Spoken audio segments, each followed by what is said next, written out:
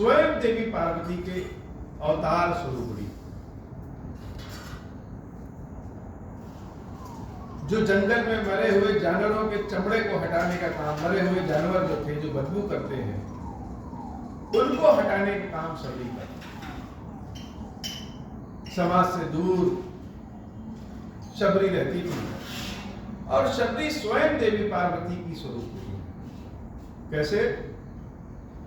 जब देवी सती अपने शरीर को भस्म कर ली, उसके बाद सती के अनेक रूप हुए और अनेक अवतारों में एक देवी शबरी का भी अवतार। भगवान राम की भक्ति को प्रत्यक्ष देखने समझने के लिए उनका शबरी देवी का अवतार, और उनके इस अवतार से ही प्रसन्न होकर के भगवान शंकर ने कलयुग में सबसे तेज काम करने वाले मंत्रों, शावर मंत्रों की रचना की। यह तो देवी शबरी के खैर पिछले जन्म की बात है। इस जन्म में शबरी तब से भगवान प्रभु श्री राम का इंतजार कर रही है, जब से राम जन्म भी नहीं लिए। जंगल में एक ऋषि रहते हैं मतंग। मतंग ऋषि रोज सुबह ब्रह्म मुहूर्त में नदी स्नान करने जाते थे। देवी शबरी जानती थी कि समाज हमको नहीं स्वीकारेगा और हम ऐसा निकृष्ट कार्य करते हैं कि हम सबके पास जा भी नहीं सकते, तो भी पुण्य का काम, प्रभु की सेवा का काम कैसे करें। इसलिए जब मतंग ऋषि सुबह ब्रह्म मुहूर्त में जाते थे नदी में स्नान करने, उनके समय के पहले ही शबरी पूरे रास्ते को साफ कर देती थी, झाड़ू लगा, और साफ करने के बाद वहां रुकती नहीं थी। कोई जान न जाए कि किसने किया है। आज तो हम लोग एक केला भी किसी को देना होता है तो लाउडस्पीकर बजा करके देते हैं, जिससे सब लोग जान जाए कि हमने दान किया, हमने पुण्य का काम किया। एक बोतल खून भी अगर किसी को देना हुआ तो खून देते समय भी हम अपनी पूरी वीडियोग्राफी करते हैं कि लोग जाने कि हमने खून दिया है। खैर यह तो कलयुग का प्रभाव है, बिना माया के इस कलयुग में जिया भी नहीं जा सकता। देवी शबरी ब्रह्म मुहूर्त के पहले ही पूरे रास्ते की सफाई कर देती थी। महर्षि मतंग रोज सोचते थे कि रास्ता हमारा साफ कैसे। एक बार वह अपने तय समय के पहले ही निकलती देखने के लिए कि रास्ता कैसे साफ होता, और रास्ते में देखा कि शबरी उनके रास्ते को बहार रही। मतंग ऋषि को देखते ही शबरी खड़ी हो गई कि महाराज दूर ही रहिएगा, मैं बहुत ही निम्न जाति से, मेरी छाया, मेरा दर्शन भी आपकी पवित्रता को भंग कर देगा। संत तो संत होते हैं, वो कपास के समान होते हैं जो स्वयं जल करके भी दूसरों को प्रकाशित कर दे। मतंग ऋषि ने कहा कि हे शबरी, तुमसे ऊंचा संसार में कौन है? तुम तो सबसे ऊंची है। और यह ऋषि मतंग का आशीर्वाद है तुमको कि तुमको परम ब्रह्म स्वयं तुम्हारे घर है। राम तुम्हारे घर आएंगे, लोग राम से मिलने जाते हैं, राम तुम्हारे घर आएंगे। और सिर्फ घर ही नहीं आएंगे, लोग भगवान से मांगते हैं और भगवान तुमसे मांग रहे हैं। बस तुम प्रभु के प्रतीक्षा को कभी न छोड़ना, भगवान के नाम सुमिरण को कभी न छोड़ना, वह निश्चित तुम्हारे घर है।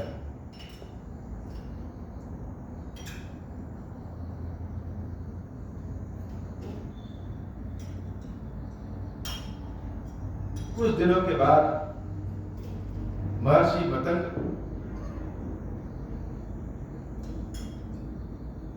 समाधि में चले गए, शरीर छोड़ दिया। और शरीर छोड़ने के बाद जब समाधि में गए तो उनके समाधि से खुशबू आती थी। इतने पहुंचे हुए ऋषि हैं मतंग।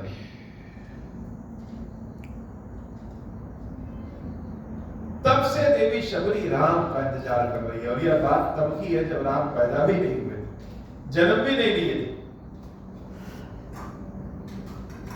रोज शबरी अपने घर की सफाई करती, रोज भगवान के खाने के लिए मीठे मीठे फलों को तोड़ करके लाती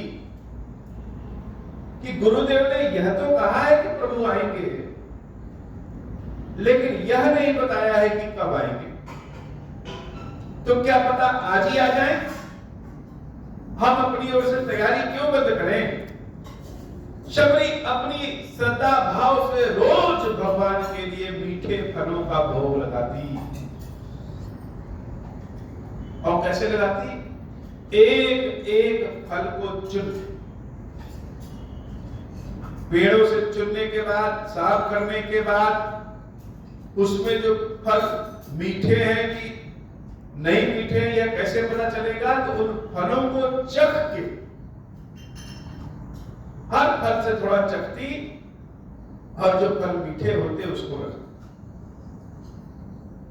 आज के समय में ऐसा कोई करे तो लोग उसको समाज से ही निकालते हैं, पाखंडी ढोंगी घोषित करते हैं, कह रहे इसने तो भगवान को ही अपवित्र कर दिया। लेकिन शबरी का भाव ऐसा था। भगवान एक दिन आ ही गए शबरी के, रोज की तरह सामान्य दिन। शबरी मीठे फलों को तोड़ करके रखी थी अपने घर और घर की साफ सफाई में लगी थी। तब तक सुबह दरवाजे पे जब आवाज आई खटखटाने की, तो शबरी ने जब दरवाजा खोला, दरवाजा खोलते जैसे वही ठटक करके रुक गई। मंगल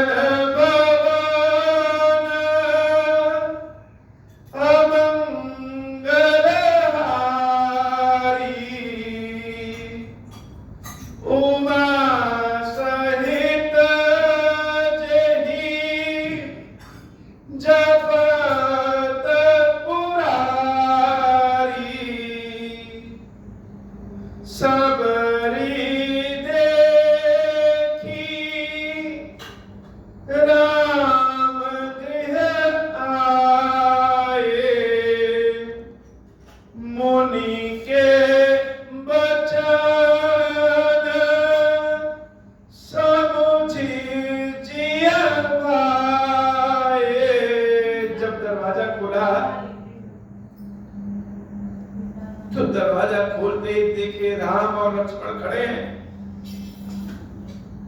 राम की फोटो तो गुरुदेव मतंग ने दिया नहीं था, लेकिन शबरी ने दरवाजा जैसे खोला तुरंत जान गए यह तो वही भगवान है जिनको मेरे गुरु ने कहा था कि आएंगे।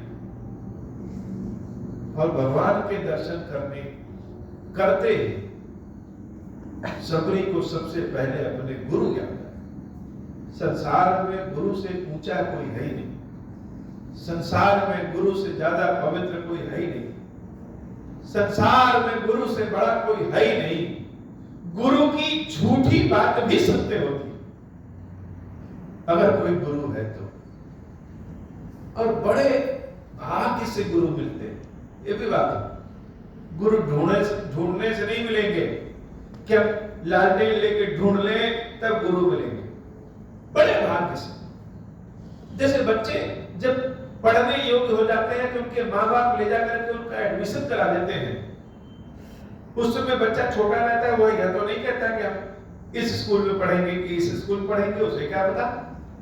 वैसे ही जब जीवन में गुरु की आवश्यकता होती है, गुरु की लालसा रहती है, तो ईश्वर खुद ब खुद गुरु को भेज देते हैं। तो प्रभु के दर्शन करने के बाद नहीं, करते ही सामने राम लक्ष्मण खड़े हैं और शबरी को याद कौन आए? शबरी को अपने गुरु याद आए। मुनि के वचन समुझ जिया था कि आज तो हमारे गुरुदेव की बात सत्य हो गई। सरस जलोचन बाहु विशाला। भगवान को जब शबरी अपनी आंखों से देखती है तो कैसे है प्रभु? सरस जलोचन, भगवान की आंख कमल की पंखुड़ी के समान गुलाबी रंग की, लाल और बड़ी। भगवान की आंख ही ऐसी है कि देखें तो ठिठक रह जाएं, देखते रह जाएं। और भगवान के हाथ कैसे है? बाहु विशाला, हाथ बड़े लंबे लंबे हैं। आंखें कमल के समान न रहे तो भक्तों को समाहित कैसे करें? हाथ बड़े न रहे तो भगवान अपने भक्तों को शरण कैसे दें? तो राम की छवि सरस जलोचन बाहु विशाला, जटा मुकुट सिर उर बनमाला। भगवान तो मनुष्य रूप में पहुंचे हो, बनवासी भेष में पहुंचे हैं। जटा का मुकुट है। विष्णु के स्वरूप में, चतुर्भुज स्वरूप में ब्रह्म नहीं पहुंचे, वह तो जटा लेकर के पहुंचे। जटाओं का मुकुट है और बनमाला अपने सीने पे धारण किए थे। ऐसा रूप। और भगवान श्याम रंग के हैं कि गौर वर्ण के हैं? तो भगवान तो दोनों रूपों में आए हैं। श्याम गौर सुंदर दो भाई, दो भाइयों के रूप में आए हैं। एक श्याम रंग के हैं और एक गौर रंग के हैं। एक काले हैं और एक गोरे हैं। दोनों रूपों में आए हैं। सबरी परी चरण लपटाई। राम लक्ष्मण के जब रूपों को देखा शबरी ने, तो जैसे अपने गुरु याद आए, उसके बाद गुरु को याद करने के बाद जब भगवान के मूर्त को देखा तो भगवान के चरणों में गिर पड़ी। सत्य है, जैसा गुरु ने कहा था वैसा ही हुआ। भगवान स्वयं चल करके आए हैं। हम तो सोचते थे ईश्वर हमारे घर क्यों आएंगे? ईश्वर के लिए तो चंदन की कुटिया है। इस गरीब के घर क्यों आएंगे? क्या रखा है हमारे पास? लेकिन गुरु जी ने कहा था, वह बात सत्य है। आज भगवान आए। भगवान आएंगे तो हमारा पता कैसे ढूंढेंगे? भगवान को हम पहचानेंगे कैसे? बार बार गुरु से पूछते थे कि हे गुरु जी, आप कोई जगह बता दीजिए जहां हम रहे, भगवान वहीं आए। क्या पता भगवान वहां आए और हम वहां रहे ही ना। हमारा पता कैसे ढूंढेंगे? हम उनको पहचानेंगे कैसे? वो हमको कैसे पहचानेंगे कि हम ही शबरी हैं? ऐसे तरह के प्रश्न जब गुरु से करते थे, गुरु कहते थे, हे शबरी, जब उसको आना होगा तुमको बिना बताए आएगा और तुम्हारा पता भी ढूंढ लेगा। कहीं भी रहो तुम उनको पहचान जाओगी, वो तुमको पहचान जाएंगे। वाणी की आवश्यकता नहीं है। प्रभु को देख करके, सुन करके, महसूस करके अपने आप जान जाओगी। यही भगवान है। भगवान के चरणों में शबरी देवी गिर पड़ती है। सबरी परत चरण लपटाई। लोग पैरों को छूते हैं। शबरी ने पैरों को छुआ नहीं, पैरों से लिपट गई, पकड़ ली कि हे प्रभु,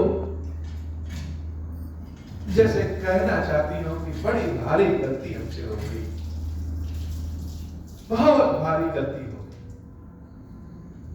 भगवान शंकर ने कहा था कि यही राम है, यही ब्रह्म है, यही राजपुत्र है। शिव जी की बातों को हमने अन्यथा लिया, सत्य नहीं माना और आपकी परीक्षा करने चली आई थी सती रूप में। हमारे सामने ब्रह्म है और उन पे शंका किया था, जैसे मानो कहना चाह रही हो।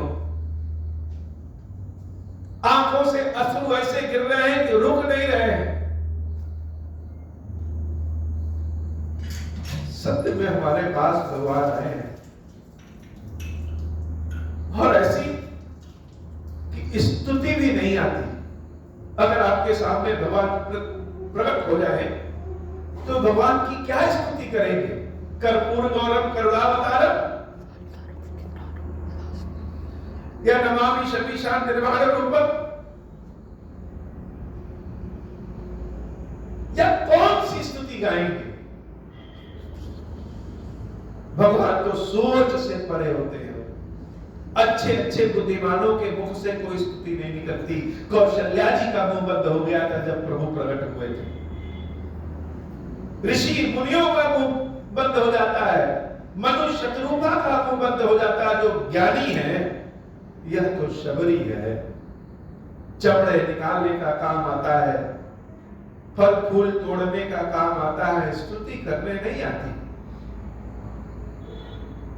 तो स्तुति नहीं करने आती तो क्या करें? हाथों के स्पर्श से चरणों को जब पकड़ लिया, लिपट गए, तो शरीर का स्पंदन स्तुति करता है।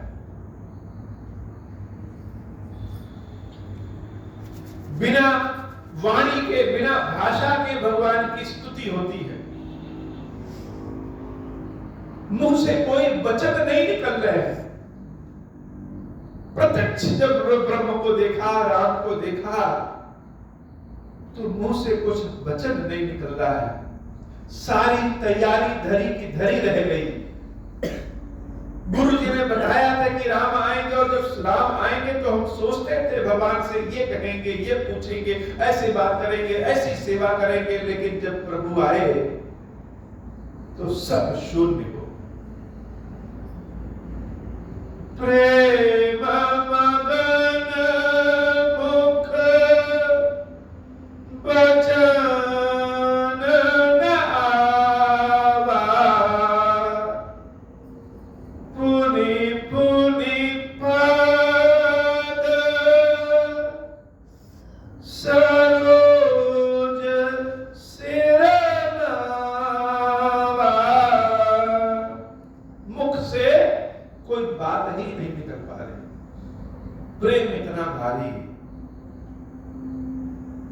कि जब आंखों में आंसू भर जाते हैं, गला रुध जाता है, तो वाणी नहीं निकलती। अब बोल नहीं पा रहे हैं तो क्या करेंगे? तो शबरी बार बार पुनि पुनि पद सरोज सिर नवा, अपने सर को भगवान के श्री चरणों में बार बार पटक दी। मुंह से तो नहीं बोला जा रहा है, लेकिन हे अंतर्यामी राम,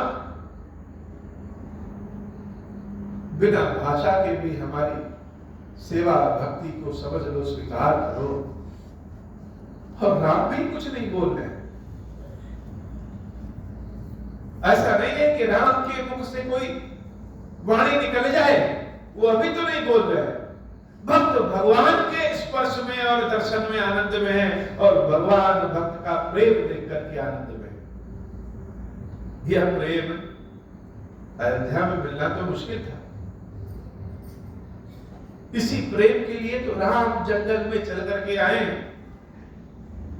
सादर चल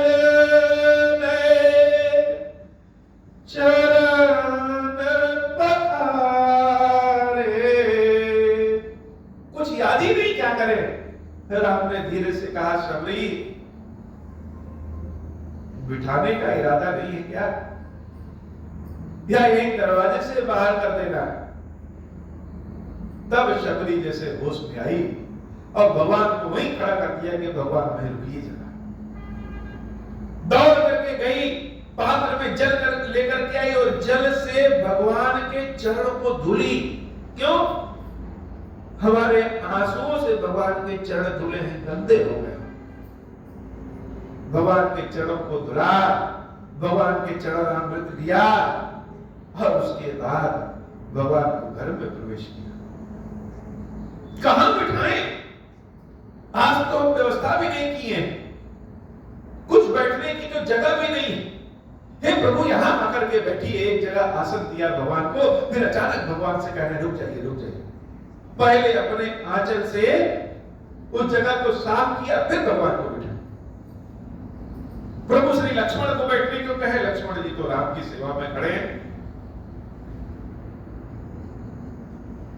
सादर जल चरण पखारे, पुनि सुंदर आसन बैठारे, मंगल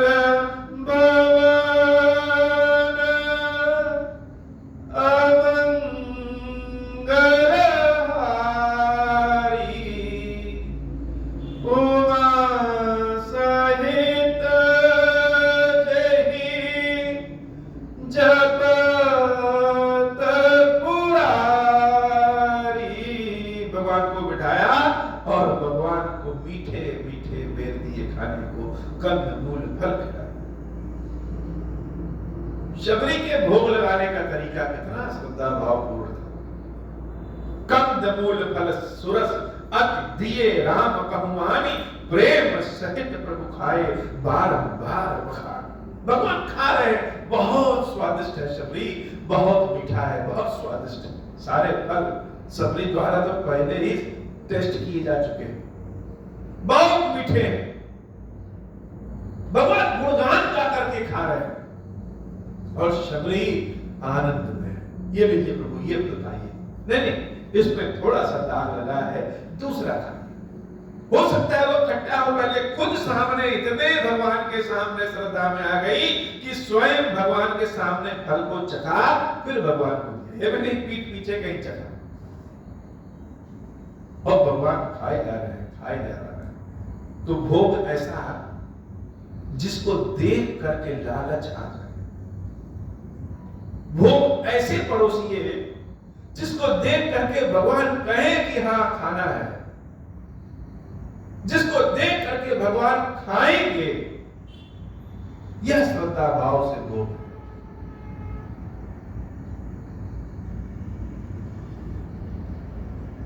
शबरी खिलाने में आनंद में है और प्रभु श्री राम खाने में आनंद में। ऐसी गाथा भोग लगाने की और कहां है?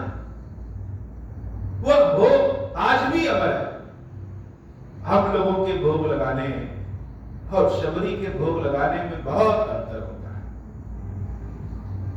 हम जो फल भगवान को अर्पित करते हैं उसमें गुठली होता है, और शबरी जो भगवान को फल अर्पित कर रही है उसमें गुठली नहीं है। अब आप कहेंगे बेर में गुठली बीज तो होगा ही, चाहे हम दें चाहे शबरी दें। तो किस गुठली की बात है? हम जो भगवान को भोग लगाते हैं उसमें लालसा, लालच की गुठली कि भगवान खा लेंगे तो हमारे ऊपर कृपा कर देंगे, हमारी दरिद्रता दूर हो जाएगी। लेकिन शबरी जो भोग लगाती है उसमें लालच का गुठली नहीं होता। भगवान से कुछ मांगना ही नहीं, मांगना ही नहीं ऐसा मन में नहीं आता। मन में कुछ आता ही नहीं है। प्रभु को देख करके बस प्रेम ही आ रहा है कि खिलाते रहे और वो खाते रहे। यह अंतर है हमारे और शबरी में भोग लगाने में। हम लोग तो गुठली वाला फल खिलाते हैं। भगवान ने नवधा भक्ति के बारे में देवी शबरी को बताया और शबरी से कहा कि हे शबरी, मेरी सीता कहीं खो गई है, सीता को कहां ढूंढूं। नवदा भक्ति हो आगे की कथा जब शबरी प्रकरण में पहुंचेंगे तब हम लोग सुनेंगे। मंगल भवन अमंगल हारी, उमा सहित जहि जपत पुरारी। पानी जोरी आगे भई ठारी, प्रभु ही बिलो की प्रीति यति भारी। कही विधि स्तुति करऊं तुम्हारी, अधम जाति में जड़मत भारी। अधम ते अधम अधम अति नारी, तिन महमय मति मंद अघारी। कह रघुपति सुनु भामनी बाता मानव, एक भक्ति करनाता। जाति पाति कुल धर्म बड़ाई, धन बल परिजन गुण चतुराई। भक्तिहीन नर सोहई कैसा, बिनु जल बार देखिए जैसा। नवदा भक्ति कहूँ तो ही पाही, सावधान सुरु धरु मन माही। प्रथम भगति संतन कर संगा, दूसर रति मम कथा प्रसंगा। मंगल भवन अमंगल हारी, उमा सहित जहि जपत पुरारी। गुरपद पंकज सेवा, तीसरी भगति अमाना। चौथी भगति मम गुण गण, करई कपट तजिगाना। मंगल भवन अमंगल हारी, उमा सहित जहि जपत पुरारी। मंत्र जाप मम दृढ़ विश्वास, पंचम भजन सुवेद प्रकाश। छठम शील विरति बहु कर्म, निरत निरंतर सज्जन धर्म। सातों सम मोहि मैं जग देखा, मोते संत अधिक कर लेखा।